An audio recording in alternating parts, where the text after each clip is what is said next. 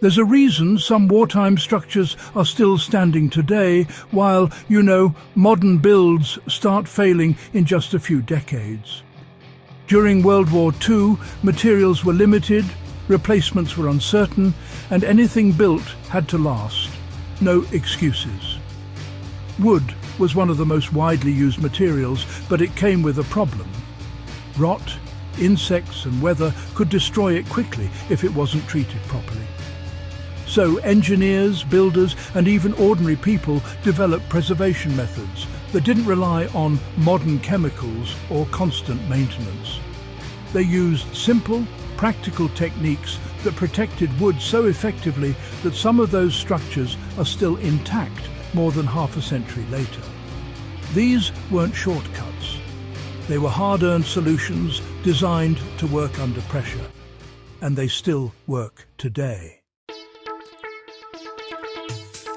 Let's break down exactly what they did and how you can use it. They protected wood by controlling moisture before anything else. The first principle WWII builders understood was simple. Moisture is the enemy. Rot doesn't start unless wood stays damp long enough for fungi to grow. So instead of focusing only on coatings or treatments, they focused on keeping wood dry from the start. Structures were designed with airflow in mind. Wood was never placed directly on the ground if it could be avoided. Builders elevated beams, added gaps for ventilation, and angled surfaces so water would run off instead of pooling. You can apply this immediately.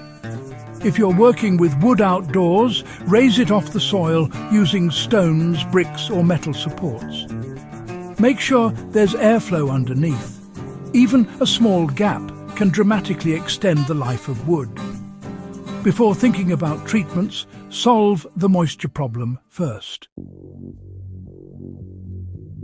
They used natural oils and tar-based coatings that penetrated deeply. During the war, access to modern synthetic preservatives was limited. Instead, people relied on substances like linseed oil, pine tar and creosote.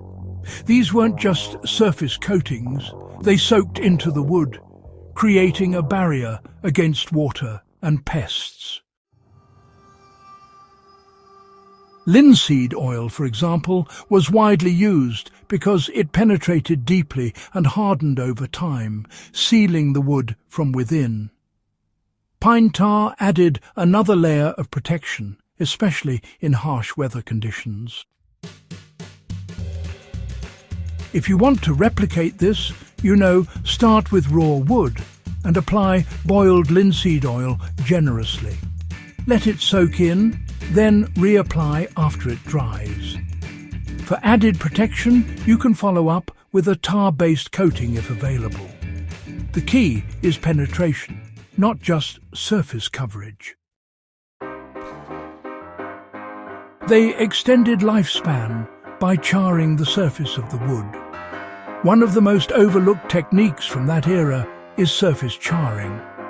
Builders would lightly burn the outer layer of wood, creating a carbonized surface that resisted moisture, insects and decay. This method, sometimes referred to today as shu sugiban, wasn't exclusive to one region. It appeared in different forms wherever people needed durable wood without relying on chemicals. You can try this on fence posts or outdoor beams. Just use a controlled flame to char the surface evenly, then brush off any loose material and seal it with oil. This combination really creates a highly resistant outer layer that can last for decades. They selected the right wood instead of forcing the wrong one to work. Another critical factor was material choice. WWII builders didn't waste time trying to preserve wood that was naturally prone to rot. Instead, they chose species known for durability, such as oak, chestnut, and certain types of pine. These woods have natural resistance to decay and insects, which means they require less treatment to begin with. This, in turn, reduces the overall effort needed to maintain structures. So, when applying this today, don't just focus on treatment methods. You should really start with the right material.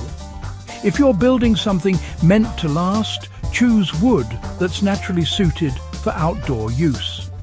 It's a simple decision, but it makes every other step more effective. They sealed end grains because, well, that's where damage starts first. One detail that made a big difference was how they treated the ends of wooden beams and boards. The end grain absorbs moisture much faster than the rest of the wood, making it the most vulnerable point. WWII's Marmosa's Morm.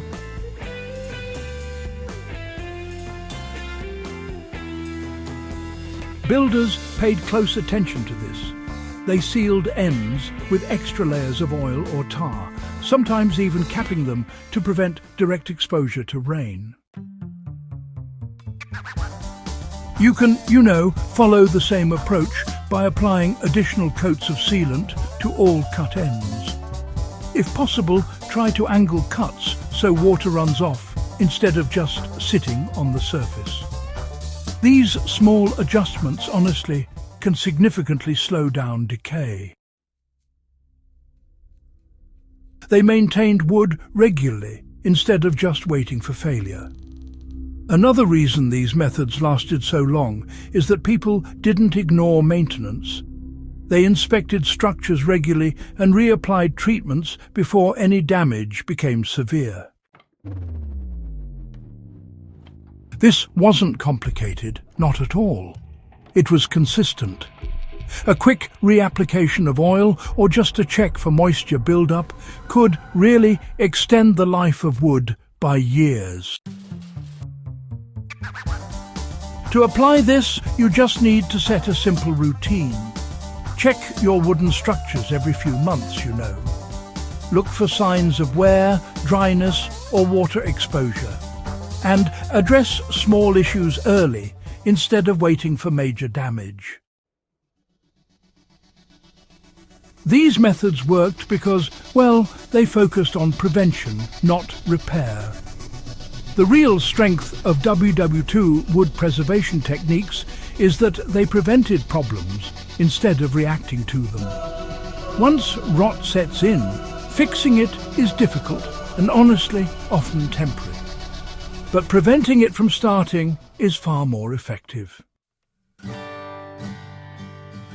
Everything from design to material choice to treatment was built around keeping wood in a stable condition. That's why these methods have lasted for decades. Modern approaches often rely on quick fixes or heavy chemical treatments. But, without addressing the underlying causes, those solutions don't last. The real lesson here, is about building for longevity, not just for convenience.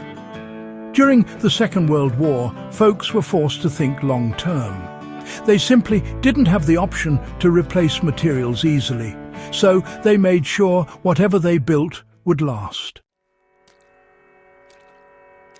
That mindset, honestly, is just as valuable today as it was back then. Whether you're building a structure, a fence, or even just some simple outdoor furniture, the goal really should be durability, not just speed. If you take the time to apply these methods, controlling moisture, using penetrating oils, selecting the right wood, and maintaining it consistently, you can, create something that lasts far beyond what most modern builds achieve. If you want more real, practical knowledge drawn from history, methods that have already proven themselves over decades. Subscribe to Endgame Survival. And share this with someone who understands that true strength isn't built fast, it's built to last.